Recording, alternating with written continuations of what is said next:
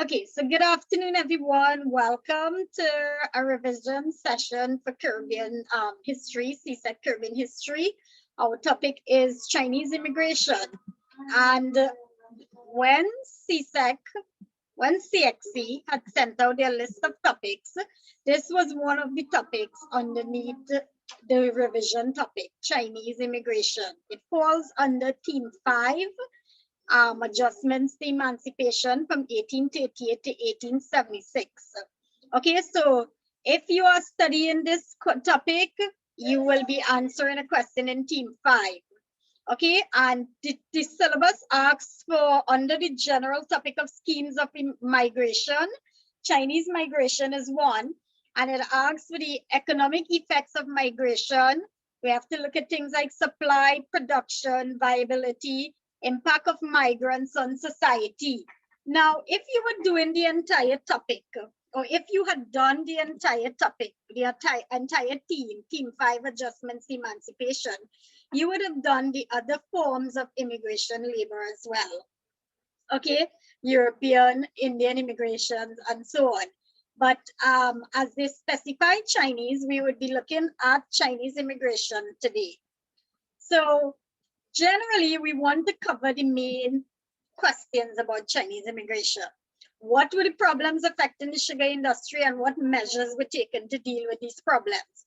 And I'm starting from there because in order to situate Chinese immigration in the context of, why the planters needed it, why the planters wanted Chinese, why the planters decided to have indentured laborers, we need to understand what was going on when slavery was abolished. What was happening in the post-emancipation period that led the planters to seek other forms of labor. Okay, so the first two questions, what were the problems affecting the sugar industry and what were the measures taken to deal with these problems, kind of give us the context for Chinese immigration. What were the different types of immigrant labor? Because Chinese immigrant labor was not the only one. So those are the background ones. And then we go straight into Chinese immigration. We'd look at the structure of the scheme, recruitment, contract, and so on. We want to look at whether Chinese immigration was successful or not. And what was it, the impact? How did it impact on Caribbean society?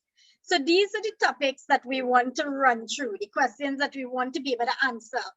Now, I can tell you that if CXC decide to bring this as a structured question, where you have different parts, they can bring any part, any one of those questions there. Okay, could make up a structured question.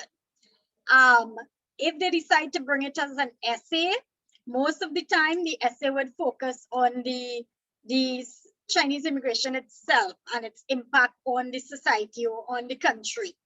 Okay, so whether it was successful and how did it impact.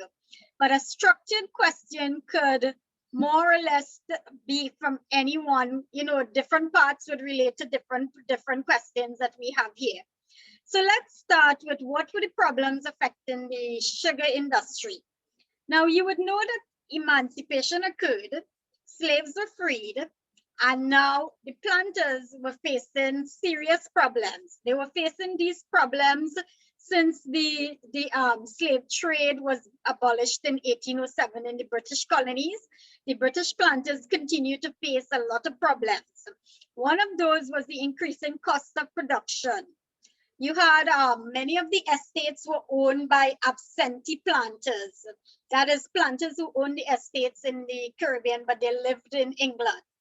Okay, and they hired managers to run those plantations, and in many cases, the estates were mismanaged by the managers, and they were suffering serious economic decline. In addition to that, slavery had been abolished. So there went their free labor supply, or their free laborers. Remember, slave labor was free. It was considered to be cheap labor. And there was, until the slave trade was abolished, there was a continuous influx of slave labor.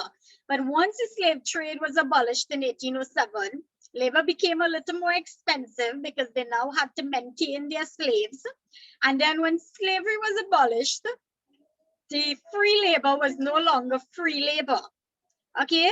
Because it meant that they now had to pay for their labor. They now had to pay for the Africans to work on their plantations. So they were in all that led to an increase in cost of production. In addition to the increasing cost of production, the planters were suffering from a decline in markets for West Indian sugar. There was something called the Sugar Duties Equalization Act that occurred in 1846, and this removed the preferential duties that West Indian sugar had to pay when it was exported to Britain.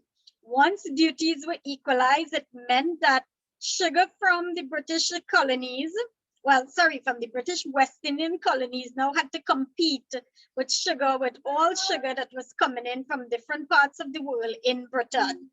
So there was a decline in markets for West Indian sugar. In addition to that, the planters now started to face increasing debts. You see, many of them had borrowed extensively from British merchants, and they were unable to repay their debts because they were not really making a lot of money. Their profits were low. And many of them, although they wanted to take loans to further invest in the plantations so that they could revive their plantations, they did not qualify for these loans. The banks and merchant houses in Britain were more skeptical about giving loans to West Indian planters. Okay, and what we find happening is that, you know how you have a bad credit rating today? You took a loan and you couldn't pay it back, or you took longer to pay it back, or you missed payments, scheduled payments, and so on. Many of the plantations or planters actually had a bad credit rating or the equivalent of that because they were unable to pay back their loans. And because they were unable to pay back their loans, they couldn't get new loans. And all that created a really serious economic problem. Now, one of the biggest problems that arrived in the post-emancipation period when slavery was abolished was the shortage of a regular, relatively cheap supply of labor. Okay, notice I'm not saying that it was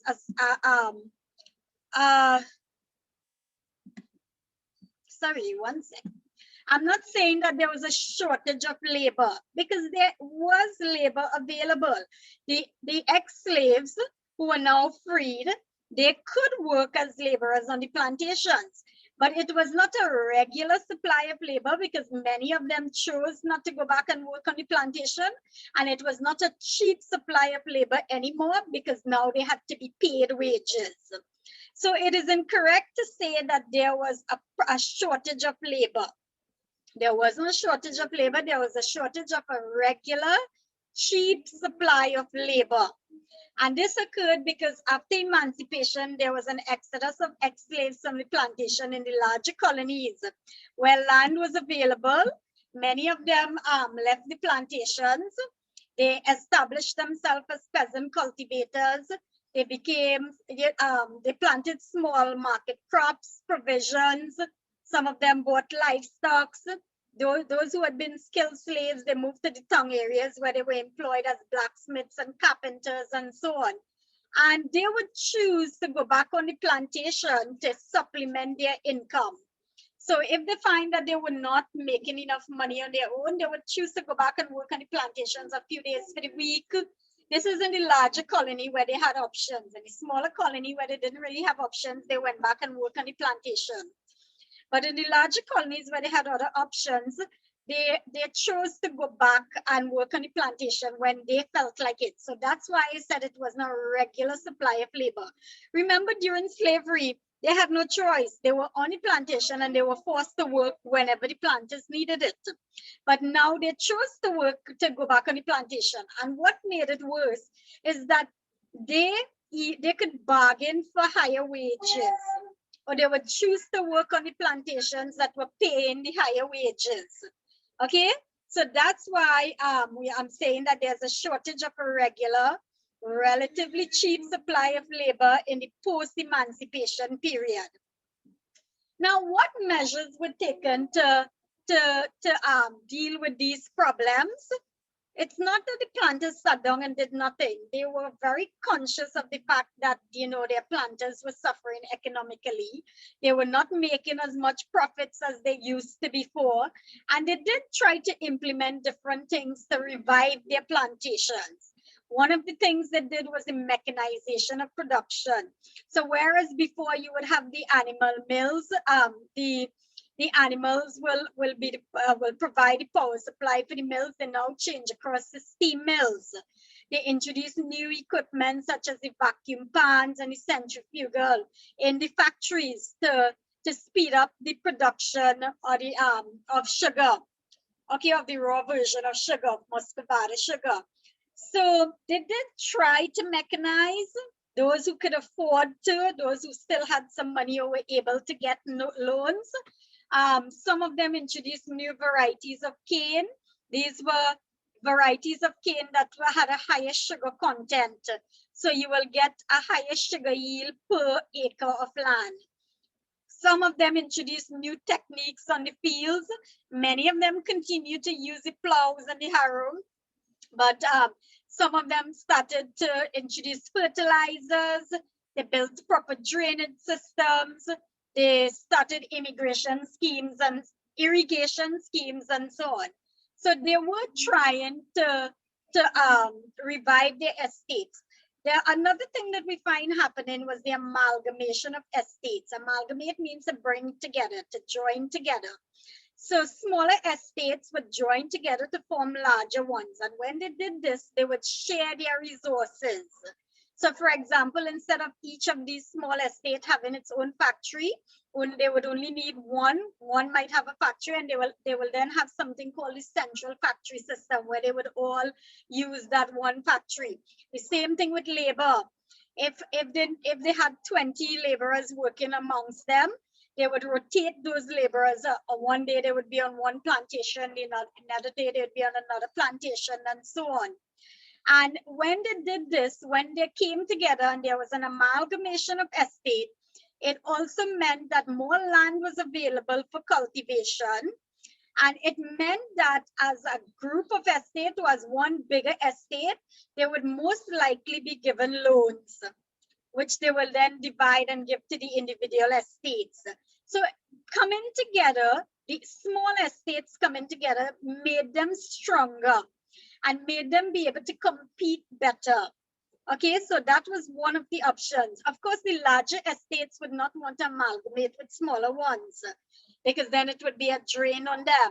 So it was small estates that came together, and you had amalgamation occurring. Another thing that they did was they tried to seek out new markets, and they turned towards the United States of America to export their sugar. And actually, the USA proved to be a better market because it was nearer. Geographically, it was nearer, which meant that transport costs were lower. And they also got a better price for their sugar when they sold to the US. And some of the estates, some of the colonies tried to give technical advice to the planters. So some of the colonial governments, they brought in skilled engineers who would advise the planters on things like the new types of sugarcane or new types of manufacturing techniques and so on. The larger ones, such as Jamaica and so on, established departments of agriculture, and these give advice to the cane farmers. They offered technical assistance. In some cases, when they had money, they offered financial assistance. Most of the time, it was financial advice. Okay. They tried to encourage production by conducting research on new varieties of cane, sugarcane that was higher in sugar content. And all these things they did to try to revive their estates. And one of the things that they also did to try to, put themselves in better economic position and to increase their profit was to sort alternative sources of labor. And this is where Chinese immigration came in. Okay, so you understand the context. After slavery was abolished, we refer to that as the post-emancipation period. You had all these problems that the planters were facing. And then you had all these things that they tried to do to solve the problems that they were facing. And one of the problems that they were facing was the lack of a regular, cheap supply of labor. The solution to that problem was to bring in alternative sources of labor. And it is in that context we place Chinese immigration. Okay, now it's important to understand that Chinese immigration was not the only immigration, the only Chinese immigrants were not the only immigrants that they tried. Before Chinese and Indian indentured laborers, they tried European indentured laborers, Europeans from places such as Madeira, Britain, France, Canary Islands, the Azores, Germany, and Malta. But these were very small in numbers to be effective. And many of them, because they were from Europe, they were not acclimatized. They were not accustomed to the tropical climate. Many of them died from tropical diseases. Those who came and started work on the plantations, many of them left because they found the work was too hard. Okay, so Europeans were the first one, freed Africans. Some of them were rescued from slave ships. Others immigrated from places like Gambia, St. Helena, and Sierra Leone. But again, very small in number to make any significant impact. Then they were trying Chinese and Indian indentured labor simultaneously. Okay, Chinese indentured laborers we see between 1852 and 1893, approximately 20,000 Chinese came into the West Indies. 12,000 went to British Guyana, 5,000 to Jamaica, 2,500 to Trinidad. That was for the British West Indies. Very, very small numbers went to other colonies, to the smaller islands, but they were very small, insignificant numbers. And then we also had approximately 125,000 laborers who went to the Spanish colony of Cuba, which I'll talk about in a little bit. So Chinese immigration was one of the things that they tried alongside Indian immigration. And Indian immigration, the numbers were much, much higher. Approximately 500,000 Indian immigrants came into the Caribbean in the post-emancipation period. And we are focusing on that group of Chinese immigrants who came in. So let's talk about Chinese immigration. Why China? For the same reason that they turned to India. China was a very large, impoverished country. Okay, poverty was very high. It was very rampant in China. It was predominantly agricultural. It had a large population. In the 19th century, the Chinese population was over 350 million people.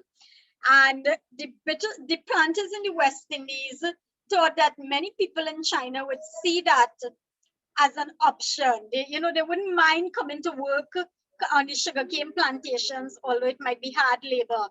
They will see it as an opportunity for a better life. So because of the large population and the poverty, they thought that Chinese would be a good place to recruit laborers. China would be a good place to recruit laborers.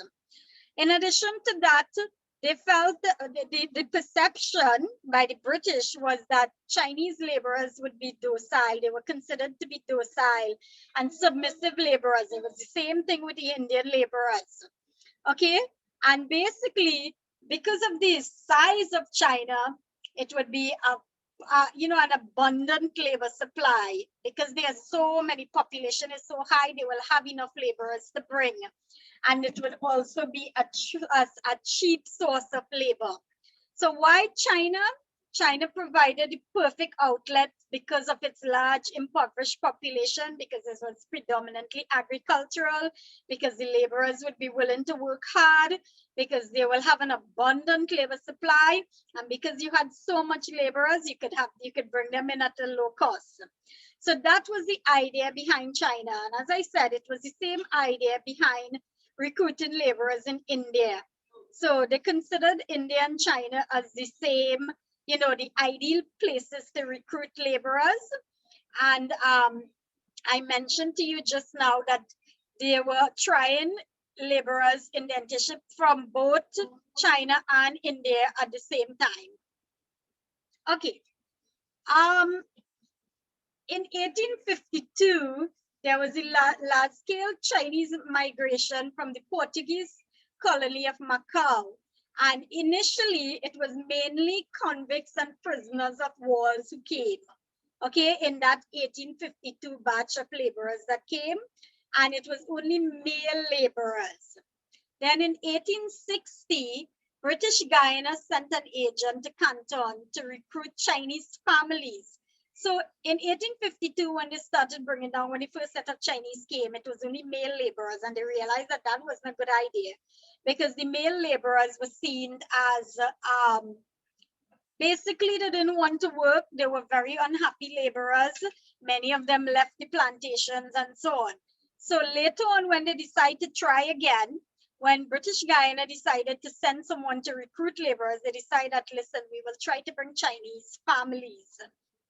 Because if an entire family come, you know, it would be like transporting them from their little village in China to a plantation in Trinidad or British Guyana or Jamaica or wherever.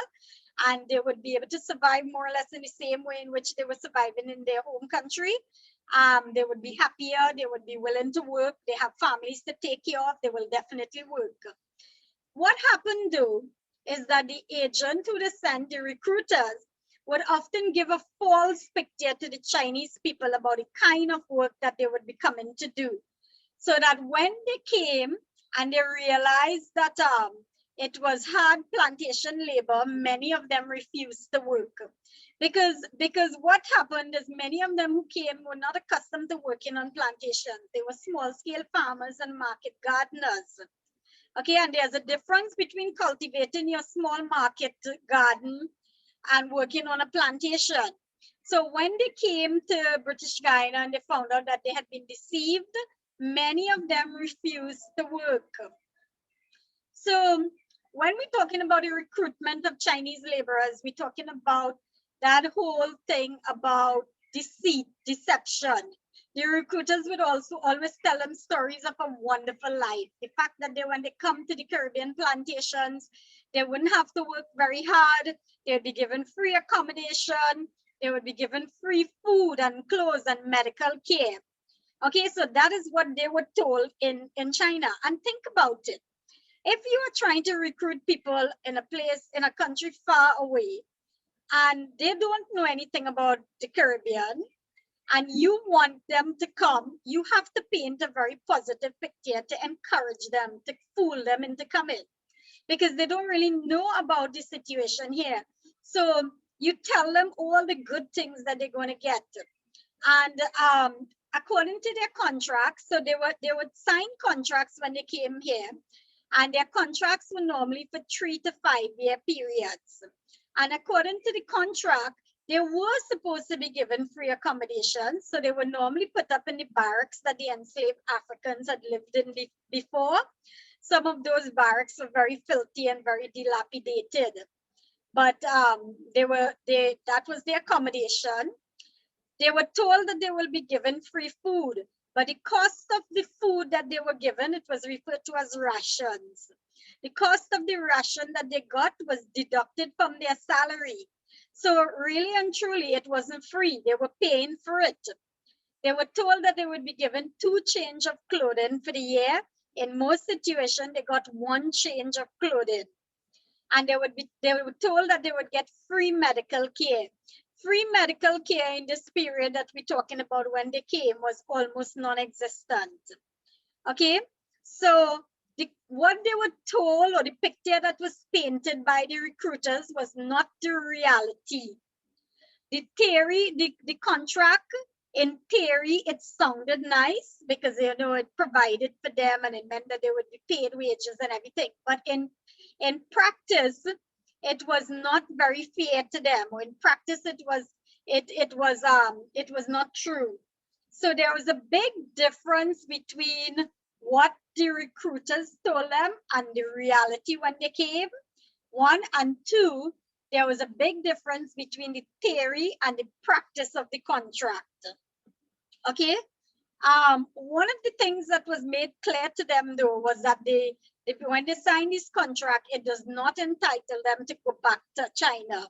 They would not be given a free return passage to China. They would not be repatriated to China.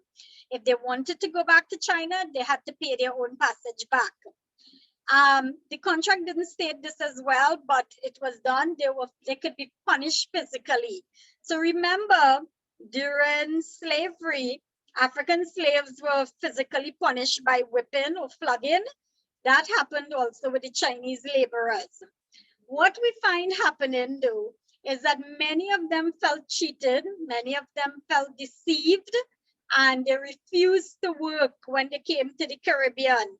Many of them left the plantations. Okay.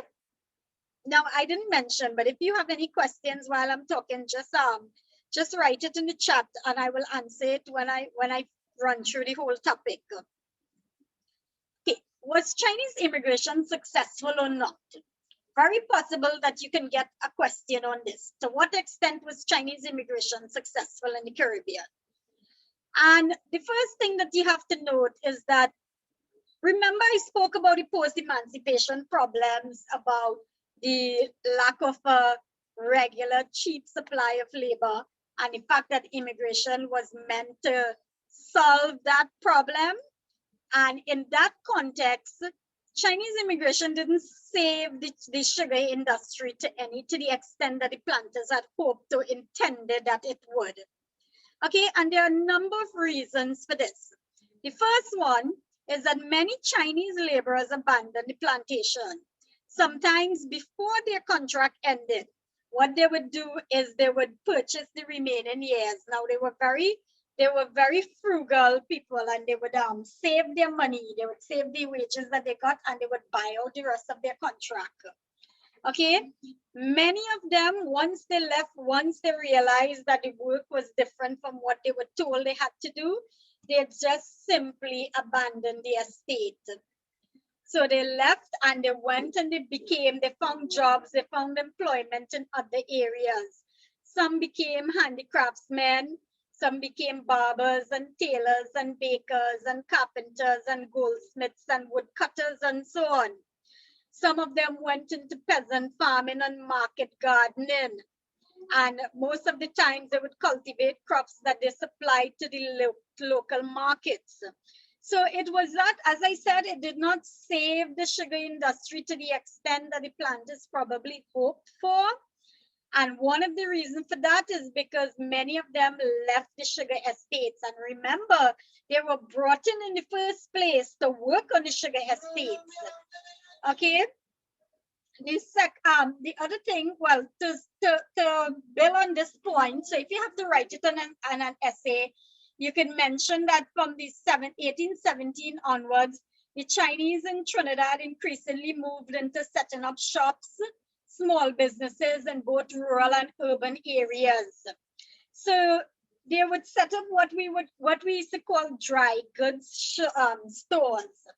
These small stores that sell every and anything you could think about. You see some of them on Charlotte Street in Port of Spain. You see some of them in Mocarapa Street in San Fernando. Okay, so throughout the Caribbean where the Chinese immigrants went, in places like Jamaica and Cuba as well, and British Guyana, when they moved out of the plantation, they moved away from the plantation, they went into setting up shops and small businesses, what we call parlors, in both very rural areas as well as urban areas. In Jamaican context, it was very similar to Trinidad, as they entered retail trade and they became what we refer to as the middleman minority in areas of shopkeeping and small businesses. So they will buy from large businesses and they will sell back to rural areas and so on, and they became middlemen. Okay, so they went into business. That was the first point that I made, was that they abandoned the estates. When you state the point, you need to explain it. So you got all those things to explain it. The second reason why it was not successful to the extent that the planters intended, is that many deserted the plantation. Some refused to work.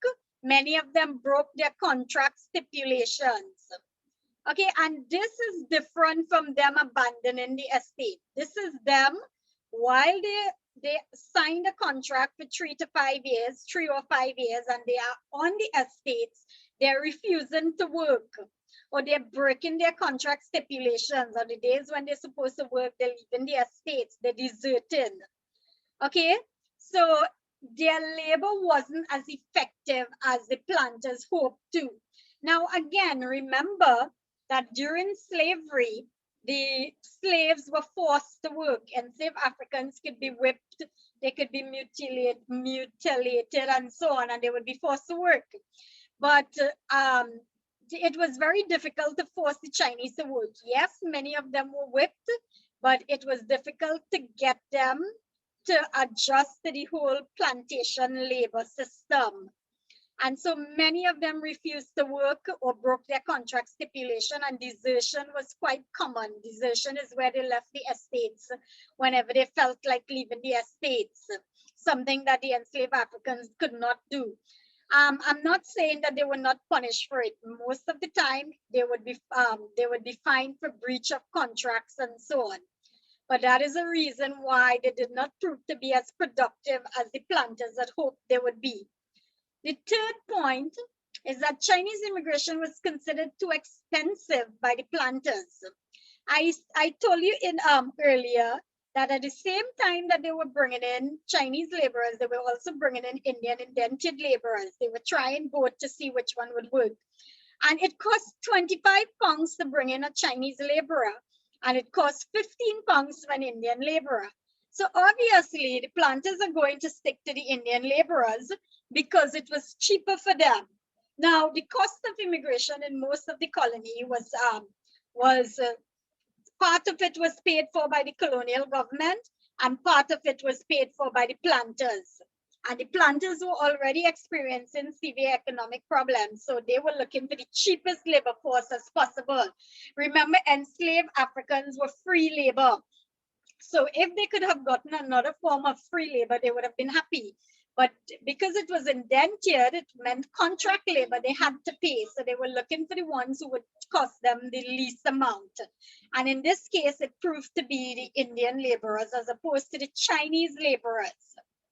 Okay, the next reason why it was not as successful as they hoped is because the planters themselves, they preferred the Indian indentured laborers. They found that the Chinese laborers gave them too much problems. That is how they stated it.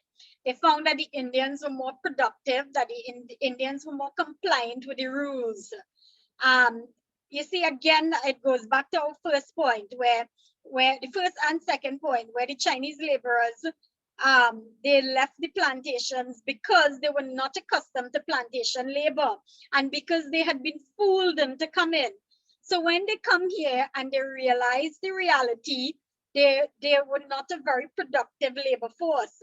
So the planters didn't really want Chinese laborers, and most of the planters started requisitioning, that is, asking for Indian laborers as opposed to Chinese laborers. So the planters would have to let the colonial government know how much laborers they want and where they wanted these laborers from. And because they didn't see the Chinese laborers as productive enough or compliant enough, they started, and because also it was cheaper, they started requisitioning Indian laborers more than Chinese laborers. So that is one of the reasons why it was not as successful as they would have hoped. They had hoped it would be. Another thing is that the Chinese government was opposed to Chinese indentured laborer for the simple reason that the contracts did not allow for return passage to China. Okay, and in some cases there were anti-immigration protests in China. So the Chinese government felt that if these Caribbean countries wanted to encourage Chinese indentured laborers if they wanted to have that entire indentureship system, then they needed to include a return passage to China. But of course, the colonies did not want that because the planters felt that it would cost too much to pay for to send back the laborers. So they did not have it in their contract, and eventually the Chinese government was opposed to it, and that was one of the reasons why it ended. In addition to that, there was a very high mortality rate between 1848. Oh yeah, that's 1848. I left out a one.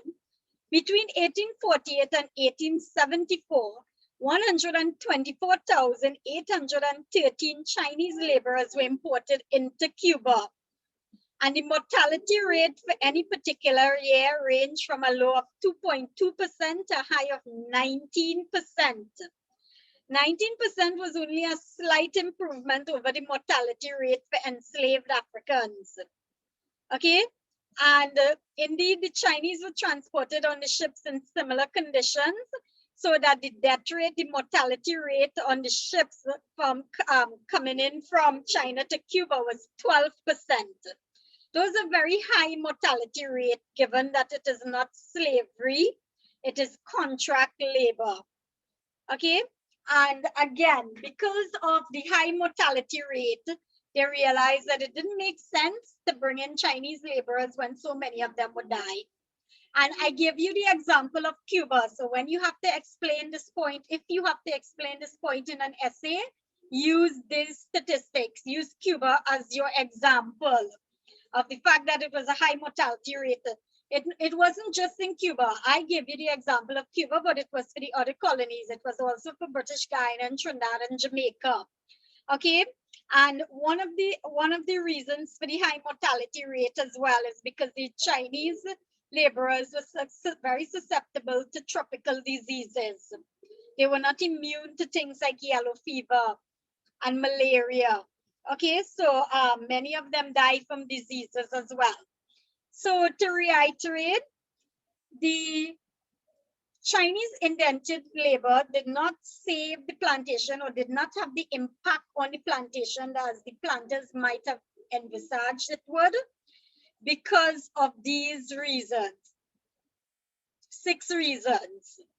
Okay, let's continue.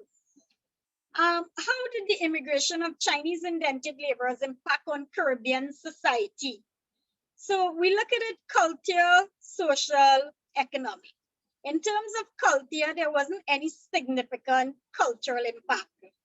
Chinese laborers were ostracized from society. And one of the things that I should mention is that early set of laborers who came in 1852, I told you that they didn't bring any female laborers. Okay, it was just male laborers. If you remember, I said that a batch came in early on. And because of that, the rest of society, the other ethnic groups in society labeled them as homosexuals and refused to interact with them.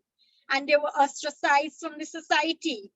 So that was one of the early problems that they faced.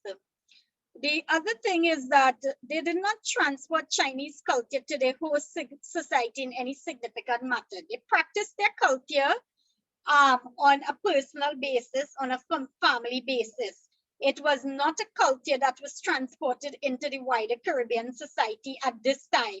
That happened later on when more and more Chinese laborers came later on in the 1900s. Okay, when we talk about social impact, because they were so low in numbers as an ethnic group, they were seen as a minority group, and they intermarried with other ethnicities. So there was, they contributed towards the Caribbean societies, the countries in which they settled, becoming more multi-ethnic and mixed societies. Okay, so you now have mixtures in ethnicities coming about. Economic impact, this was the way in which they most contributed. It was most discernible. I mentioned a lot of examples for this before.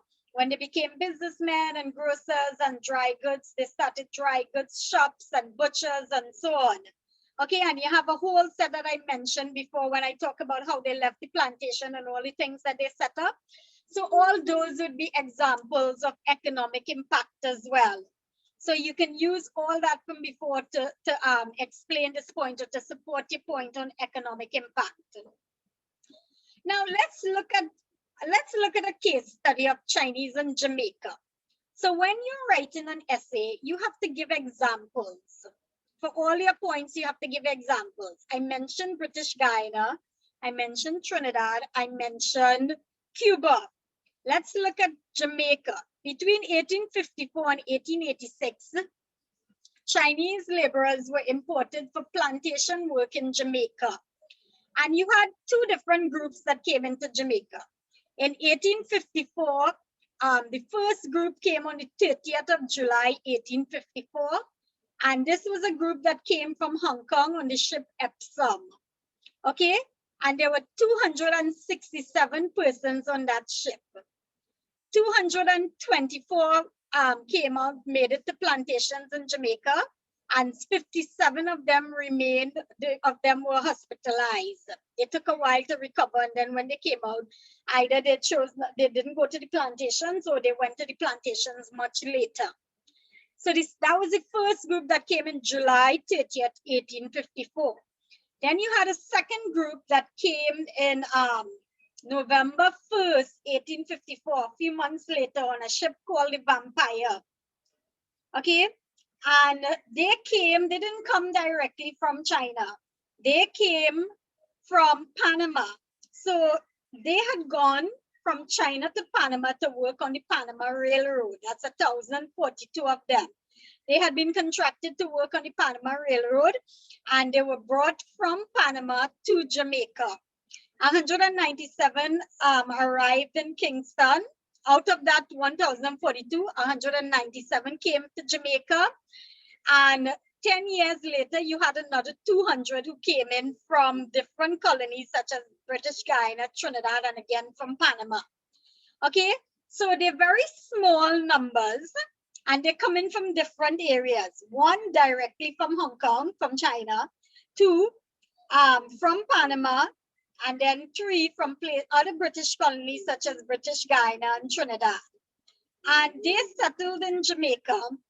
The last shipment who came into Jamaica came in July 1884. And this was again a shipment directly from Hong Kong, as also from places like San Francisco and Panama. So they're coming from a variety of places to Chinese laborers are coming from different places to Jamaica. Jamaica is their first point of embarkation. They left China and they embarked in other areas. They worked there and then they were brought across to Jamaica. And this last shipment had 694 passengers, 509 men, 109 women. You see the disparity in the sex ratio. So again, the men outnumbered the women, and that was one of the reasons why they were always ostracized from the society and so on. Many of them who came in on that big shipload of laborers, they went to estates in St. Thomas and St. Mary. Some went to Portland, Andrews, St. Catherine, Westmoreland, and so on. You can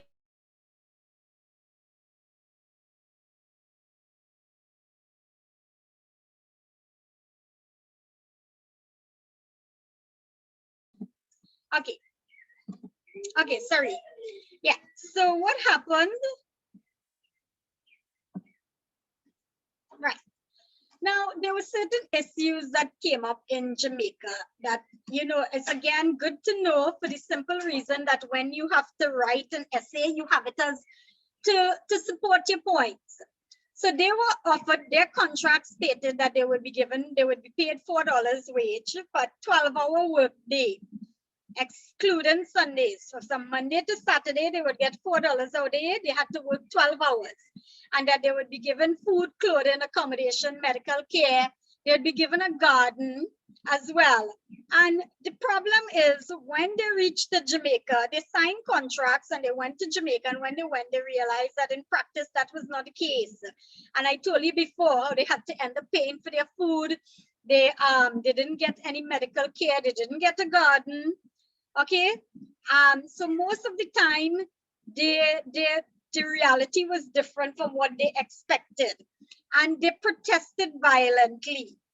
In fact, in Jamaica, there were cases where they had to call in military reinforcements, and one Chinese laborer actually was killed in the protests.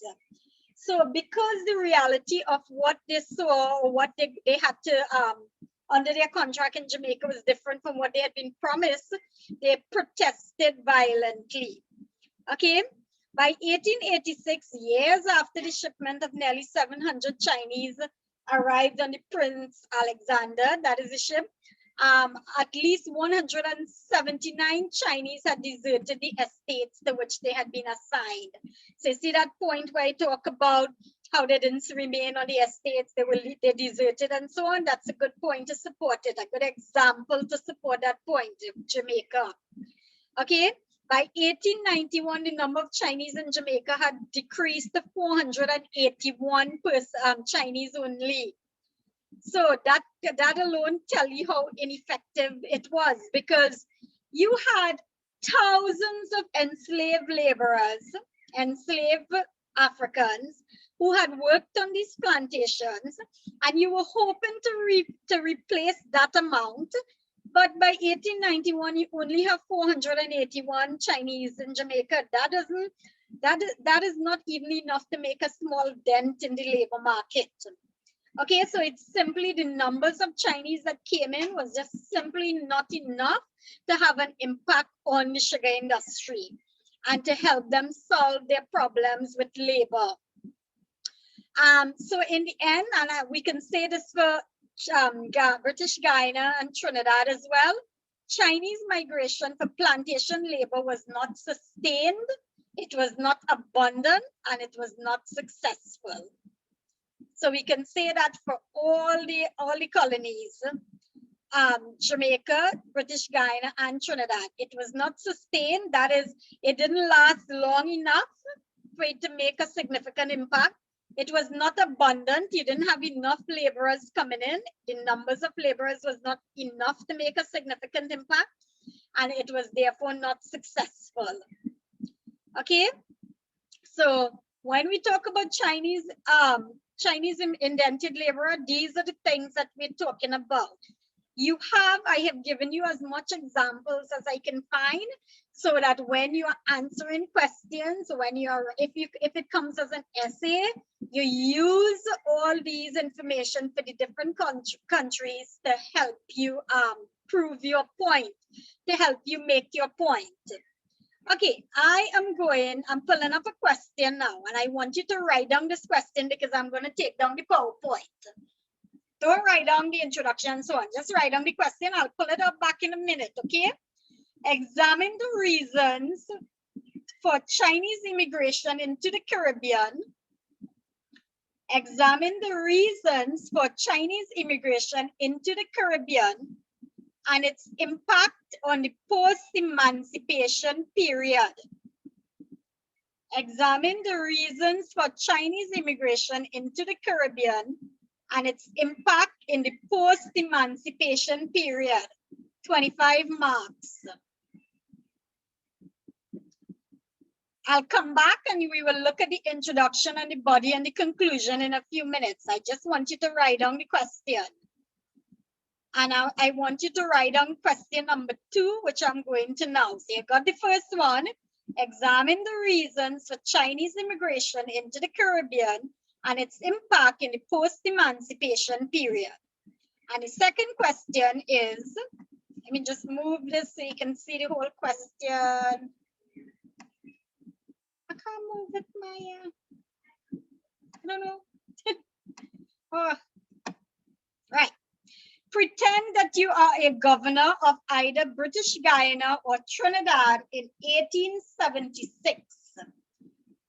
Pretend that you are a governor of either British Guyana or Trinidad in 1876. Write a report to the colonial office in which you examine the ways in which migrants from China impacted the economy and society of the selected Caribbean territory. 25 marks. So write on this question as well. I'm giving you a minute to write it down.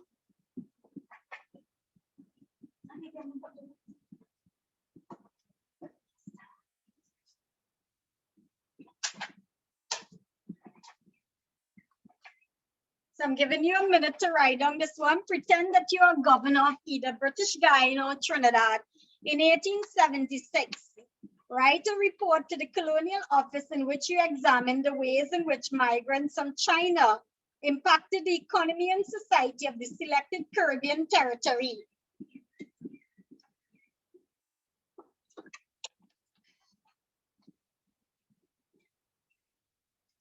Just write a question. I'll come back to the slides and we'll go through the points in a bit.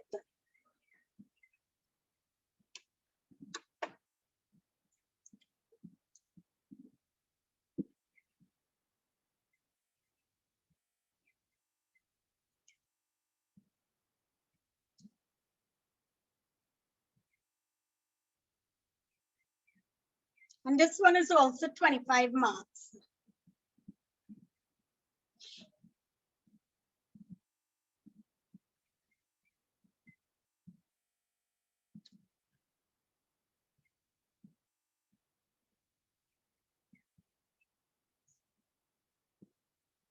Okay, so I am stopped sharing my screen.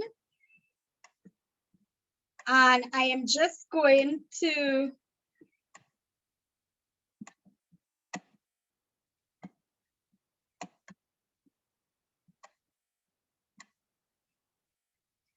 okay, I'm going to open up the floor for any questions. Are there any questions before we continue with the two exam questions that you have? If you have a question, just raise your hand and the host will unmute you.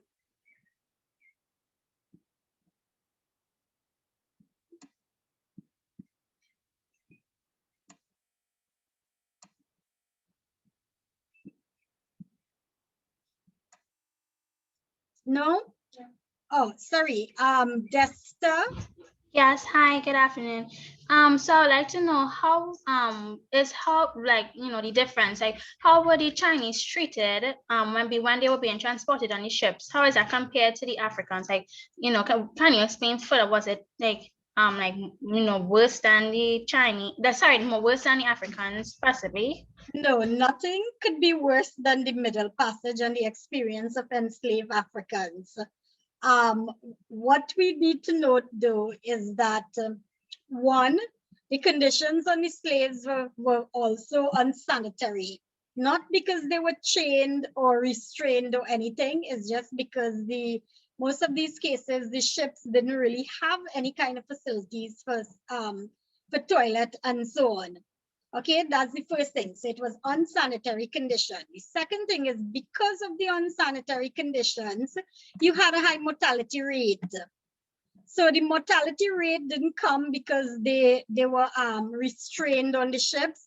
It came because of the unsanitary conditions.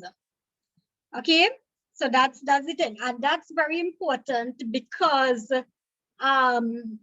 you wouldn't get a question asking you to compare it to African slavery. When you're looking at Chinese immigration, it will be a question that will stand on its own because they were very clear in the release that CSEC sent out.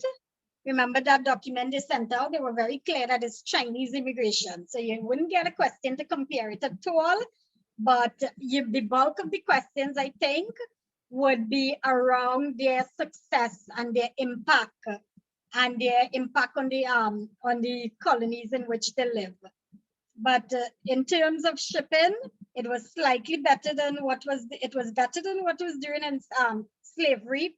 As I said, nothing could compare to the conditions during the Middle Passage on the slave ships. But there was a high mortality rate because of the outbreak of diseases, because of these unsanitary conditions. Okay, I'm seeing a question in the chat here. Were the Chinese allowed to keep their religion and culture? Yes, for the simple reason that they were seen as insignificant by the planters. So when they came in, because there were such low numbers, the planters didn't really see it as a problem whether they practice their religion or they practice their culture. The problem is that because there were small numbers and because you had intermarriages, because they married with other ethnic groups, okay, let me back up. I said before that a low number of Chinese women came, right? So when the men were ready to settle and they were looking to have their families and so on, they didn't have enough Chinese women. So they interacted with the wider society and they married other ethnic group. And that initial set that came in the 1850s, 1860s, their culture was diluted because it was not practiced in such a significant manner that it was able to be sustained in the plantation society at this period that we're talking about. So that said, it wasn't anything significant. But at the same time, the planters never said you're not allowed to practice your culture, like, for example, what was done during African slavery. Okay, so they were allowed to practice their culture, but because there were such small groups, it really didn't, it wasn't able to survive in the period in this that we're talking about. Later on, in the 1900s, we had a second wave of Chinese immigration into the Caribbean, and those were very large numbers. There were larger groups that were coming as free workers, and it was then that we see Chinese culture starting to take a place in the Caribbean societies. Okay, especially in places like Suriname, for example. So it was only later on that it was significant enough because the numbers were larger. But during this initial period, because the number of Chinese laborers who came in was so low, it didn't really have any significant impact. And it's not because it was prohibited by the planters or anything. It was just because the numbers were low. Okay, another question is, did the Chinese migrants live on the plantation? Yes, so you'd remember that when the recruiters were recruiting them in China, one of the things that they promised them is that they would be given accommodation, free accommodation. Okay, so when they came in and they signed their contracts, they were placed in the plantation in the barracks where the enslaved Africans had lived before. Okay, they were placed in those barracks. Now, there are two things that happened. The ones who remained on the plantation and finished their contracts, they lived on the barracks. Once they finished their contract, they tended to leave the plantations. And then there were others who came in and they left the plantation even before their contracts ended. So they lived on the plantation while they were in the barracks, while they were working in the plantation. That depended on whether they stayed and finished their contract or whether they deserted the plantation. They just left the plantation. Okay, I'm seeing a question here saying, also, did the European ever think that Chinese would have eventually decided to revolt after realizing that they were deceived?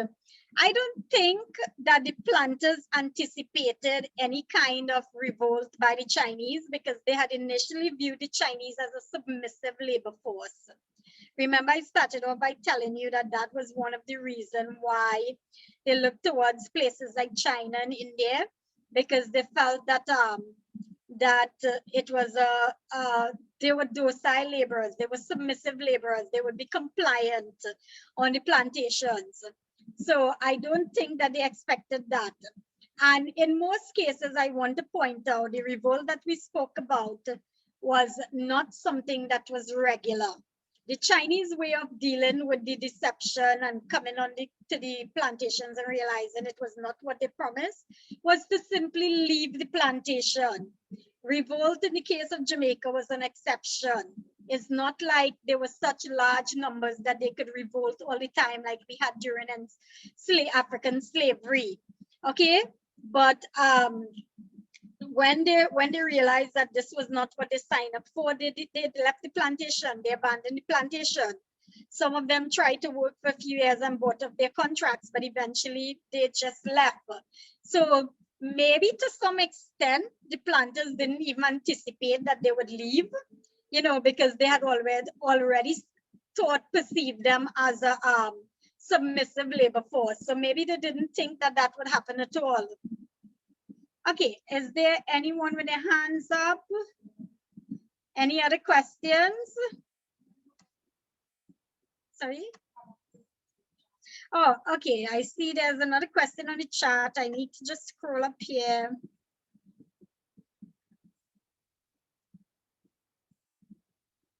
I'm not seeing any other. Oh. Okay, so Were there any diseases with the Chinese people? You mean diseases that they brought from China? What I can tell you is that they were not immune to the tropical diseases. Okay, so things like malaria and smallpox and chickenpox, especially malaria and smallpox. Malaria and yellow fever. They were not immune to those. So when they came on the plantation, they were very susceptible to those. And part of the reason for the high mortality rate was because of diseases like those. And I should also tell you that in the 1800s, the Caribbean on the whole had serious problems with medical care because they depended on British doctors to come to the Caribbean and to work in the Caribbean, and many of the countries didn't have sufficient number of doctors or nurses. And we were also generally always, there would always be outbreaks of malaria and yellow fever, as well as other things such as chickenpox and smallpox and so on, generally throughout the Caribbean. In the 1800s and the 1900s, we always had a problem with the outbreak of diseases. So the Europeans would normally be the first ones susceptible to these diseases. When the Chinese came in, because they were not immune to these diseases, they were also susceptible to these diseases. Okay, so the one part of the reason for the high mortality rate was because of diseases. Any other questions? Okay, I'm seeing a question here.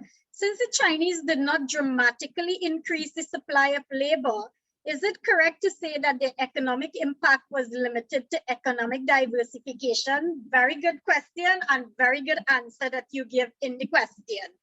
So when we're talking about the economic impact, we will have to note that the economic impact was not in saving the sugar industry per se, but in economic diversification, or in the economic development of the countries in which they had migrated to, in which they lived.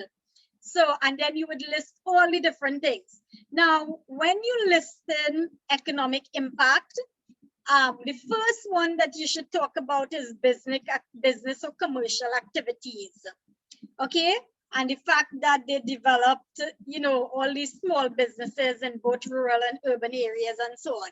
So yes, economic impact, not only sugarcane industries, sugarcane plantation, not in the cane industry, in other areas of economic development in the countries. Yeah. Okay, if you have any more questions, just post it in the chat. I'm going to share my screen again. And I just want to run through very quickly. So this question you have, examine the reasons for Chinese immigration into the Caribbean and its impact in the post-emancipation period. Now, I am assuming that each of you have learned how to write history essays. Okay, a history essay, any history essay consists of 3 parts. One, your introduction, which is normally 1 paragraph. And a paragraph is normally 8 to 10 sentences. So your paragraph is not going to go on and on to pages. Okay, so 1 is your introduction. 2, then you have the body of your essay. And 3, you have the conclusion. And the conclusion again is 1 paragraph, 8 to 10 sentences. Now, when you're writing a history essay, the introduction, you will say what you are going to do in that essay. Then you will do it in the body of the essay.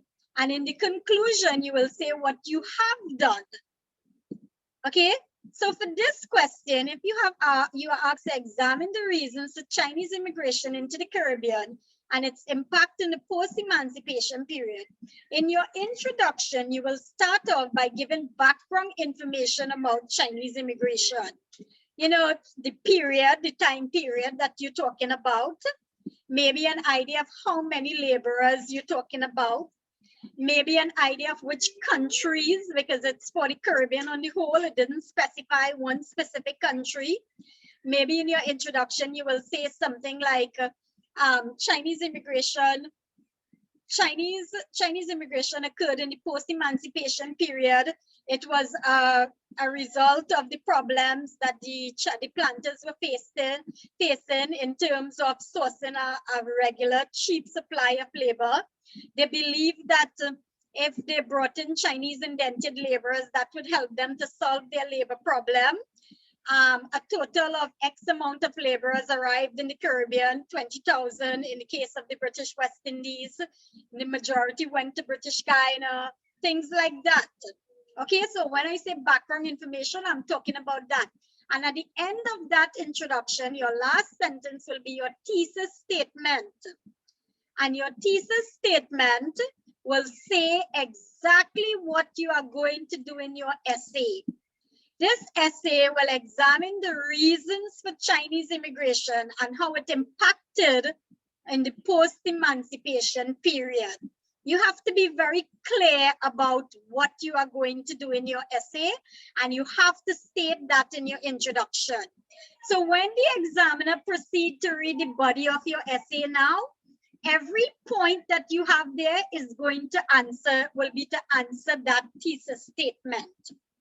You could even ask it as a question. What were the reasons for Chinese immigration and how did it impact on the post-emancipation period? Question mark. This essay will discuss this. And then you go on to your body and you start with the reasons for Chinese immigration and then the ways it impacts. Now, they didn't specify in this essay how many reasons to give and how many ways of impact. Okay, when they don't specify, okay, state 5 reasons for Chinese immigration and 2 ways in which it impacted. When they don't specify that, try to balance it off. Given the fact that you have roughly 30 to 40 minutes for the write an essay, you want to have at least 3 or 4 reasons and 3 or 4 ways in which it impacts. And when you state each of those reasons, you have to explain them. So ideally, you will have about 2 paragraphs talking about 2 or 3 paragraphs talking about the reasons, 2 paragraphs talking about the ways in which it impacted. And then you will go to your conclusion. Now, I'm not calling out the points for reasons and impact because we just went through that in the whole thing. You have all the points listed, okay? So I'm not going to call them out again, but you had all the reasons why Chinese and the ways it impacted. So that is basically, all those things we talk about is basically what is going into the body of your essay. And then in the conclusion, you will end your essay by saying, you know, this essay have examined the ways in which, this essay have examined the reasons why Chinese were brought into the Caribbean as indented laborers. It have also shown how these Chinese laborers impacted on in the post-emancipation period.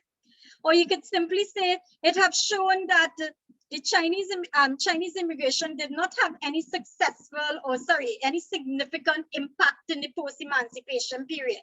And then you end your essay with some general points on Chinese. In the end, approximately X amount of Chinese came, and they may have left the plantation and settled in other areas, but their legacy is still evident today through, and the businesses and so on. Some general points on Chinese in the Caribbean. So you understand how you're structuring your essay. You have your introduction, you have your body with all the points to answer the question, and then you have your conclusion.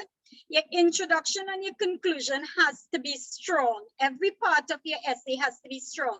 Your introduction shouldn't just be 2 sentences or just your thesis statement. Okay? It should be a solid introduction where you talk about the time period, you talk about how many laborers came, which country this went to. You can also talk about in the introduction, you can talk about the whole post-emancipation problems, the problems that they were having. Although that would really come in the body as the reasons for Chinese immigration, you could bring that in there. Okay, I'm seeing some questions in the chat, so I think, let me see what is there. I'm assuming it's questions. I'll come back to the one in disease just now. Okay, they're both on that. I want to answer the questions right now on this question. Anybody have questions about this question specifically? So you understand what is required of you in this particular essay.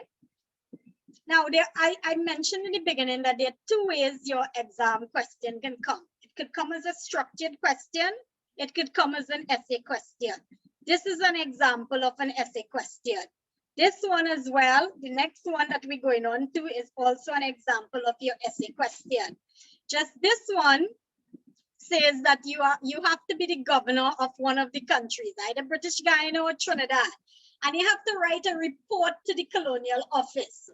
So the first thing when you're writing a report, you need to know who is the colonial office, who exactly, what is the colonial office that you are writing to.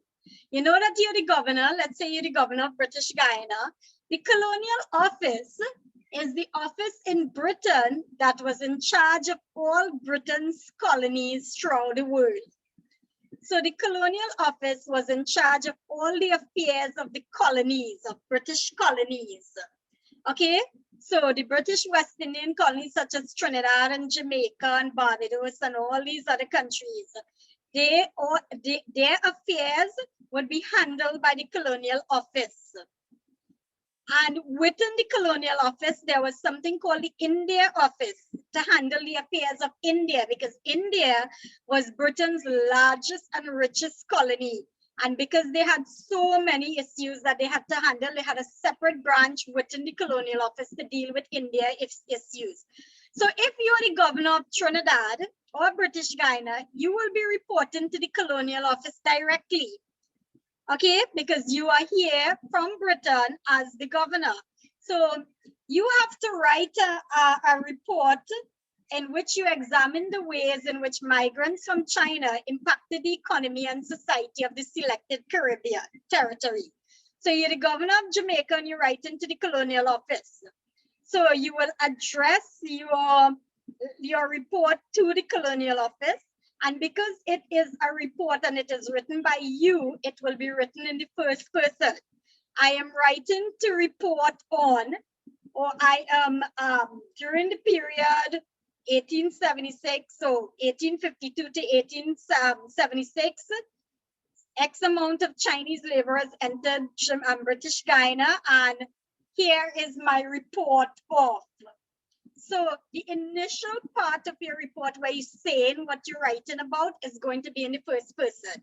Then the rest of the report where you talk about, you know, the ways in which the migrants impacted the colony and the economy, that is very similar to the same way in which you would have written in an essay, the essay that we had before. So don't get thrown off if you have a question that asks you to write a report or write a letter to an editor or a newspaper article or something like that. It is the same information that you are using. It is the same way you're structuring your paragraphs. It's the same way you're writing in a very formal manner. Okay, so it's the same information, it's same everything. It's just the person that you're writing or whoever you're writing. If it's a letter, you will have to start with their address and your address. Things like that, but the points are going to be the same as those that you had in the essay before.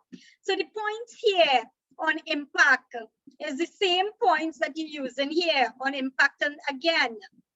Okay, so with that said, I want you to note that there are very limited ways in which a question could come on this topic. The question, if it's an essay question, it is going to, let me just share my screen again and pull up the questions that we started off with in the beginning. If it is an essay question, the bulk of the essay questions, you can anticipate that it will come on things like the actual reasons why they chose China and how did it impact or whether it was successful. If it is a structured question could give you any one of these that you have here. So part A might say, state one problem that affected the sugar industry that led to the emigration of Chinese laborers. Another one, part B could ask, Why did planters in the Caribbean turn to China? State 2 reasons why planters in the Caribbean turn to China. Part C can ask list one way in which Chinese immigrants were recruited in China, or list 2 stipulations of a contract that the Chinese immigrants signed. You understand? So any one of these could come as a structured can make up your structure question. Any one or all could make up your structure question. So when you are revising for this topic, I've basically run through all the information for you with you. You just need, what I advise you to do, strongly advise you to do, is the 2 essays that I have given you. Sit and try to write them as essays. So write them as an essay, because when you start to write it using the information that I ran through, you can put it in your own words and you can write it in a way that you understand and that you will remember. So when you go into the exam room, you already have it in your head. When you go into the exam room, you don't have all this information scattered all over in your head. You have it nicely organized in an essay that you wrote. Okay, let me just go back to some of the questions here before I wrap up. If they were not immune, the Chinese, were treatments made and how effective were the treatments? So they had access to the same medical care as everybody else in the Trinidad population. In this period that we're talking about, there were 2 colonial hospitals in Trinidad. There was the Port of Spain Colonial Hospital, the Colonial Hospital in Port of Spain and the Colonial Hospital in San Fernando. All diseases were treated at those hospitals. We had limited numbers of doctors and nurses. Most of the doctors were British doctors. All the doctors actually were British doctors, and they were based in the colonial hospitals in Port of Spain and San Fernando. So anybody suffering with smallpox, chickenpox, yellow fever, any of those things that they had, they would be treated in the hospitals. Now, what we also find is that most of the groups brought their own indigenous medical knowledge with them. So, for example, during slavery, we saw where enslaved African used herbal medicine and so on that they were familiar with in Africa. And it's the same thing with the Chinese and the Indian indentured laborers. They had their own knowledge or their own medical treatments that they would have brought with them.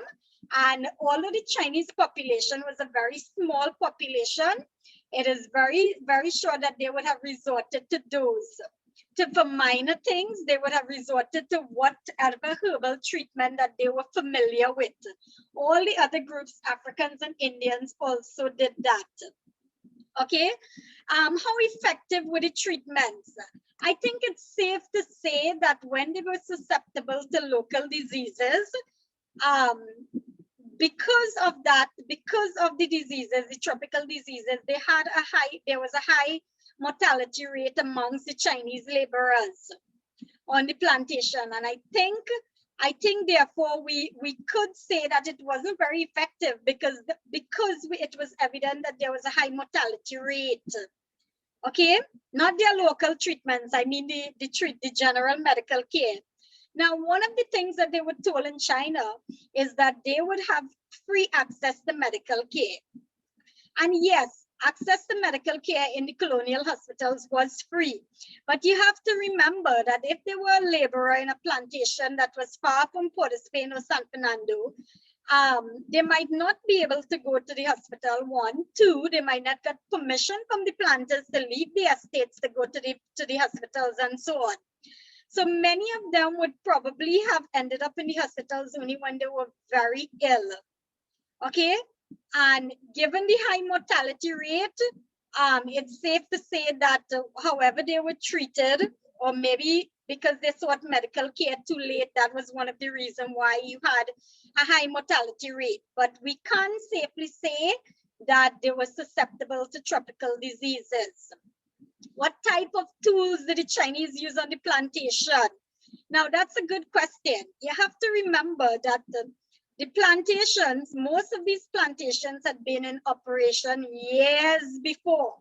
They went through slavery. Some of them went bankrupt, yes. New ones were open, yes.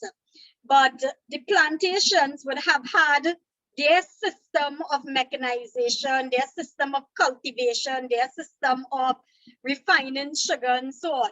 So the Chinese laborers were not brought in to influence the way in which sugarcane was cultivated and the way in which sugar was produced. They were simply brought in to provide labor, if you understand what I'm saying. So they didn't really have any significant impact on mechanization or method of cultivation or method of productions and so on. They didn't really have any major impact in terms of that, but they just were brought in to fill the space that was left by the enslaved Africans. Okay. Okay, any more questions? So I'm going to end here. I'm going to tell you again, what you should do is sit down and answer the 2 questions, the 2 essays that I gave you. For the simple reason that you would be able to answer any question, any essay that comes on the topic. Or if you find writing the essay is too difficult, go back to the questions that I started off with in the beginning. After I look at what the syllabus required, I want you to go back to the questions that I had there, that I used to structure the whole presentation, and write your answers properly in full format, in full paragraph format for each of those questions, and use that as your revision. Okay, you have the information based on everything that I did today. You have the information, but the information you have is in my words. It is always better when you take the information and you write it in your own words in a manner that you will understand, so that when you go into the exam room, you will be able to write it back without trying to, without freaking out and trying to remember what I said or anything like that, or what your teacher said about the topic. So after this session, sit down and write proper answers to all of those questions. If you can, write the essay as well. And I guarantee you, you will be ready for a question on Chinese immigration. Okay. Someone wants to know if I'll be having any more revision sessions. I will certainly let you know. Okay. I know that your exam is coming up in 2 weeks, and I will let you know. I will send out the flyer if I can do another session with you. So if there are no other questions, if there are any questions, let me know. If not, I'm going to end there. Thank you all very much for attending this session. And I do hope that, you find it was helpful and you were able to get something about the topic out of it, and that it will help you in your revision. So thank you all very much.